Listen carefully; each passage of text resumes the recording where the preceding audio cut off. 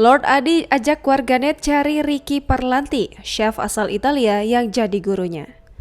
Lord Adi, juara 3 MasterChef Indonesia Season 8 mengajak pengikutnya di Instagram untuk mencari Ricky Parlanti. Sosok Ricky Parlanti memang sangat berjasa bagi perjalanan karir Lord Adi di dunia kuliner. Pasalnya, Ricky Parlanti adalah chef andal yang memberikan banyak ilmu masak kepada Adi. Adi bermaksud mencari sosok Ricky Parlanti selama 30 hari. Ia juga nampak meminta bantuan warganet untuk mempertemukan dirinya dengan chef asal Italia itu. Melihat niat baik Adi mencari sosok Ricky Parlanti, warganet tampak antusias.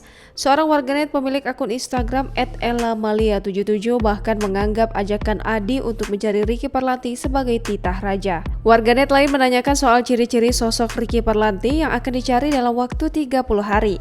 Sebagai informasi, sosok Ricky Parlanti diperkenalkan sebagai juru oleh Adi saat dirinya baru saja keluar dari galeri MasterChef Indonesia Season 8.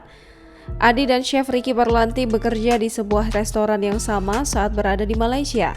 Sejak tahun 99 hingga 2000, Adi mengaku diajarkan banyak hal oleh Ricky Parlanti.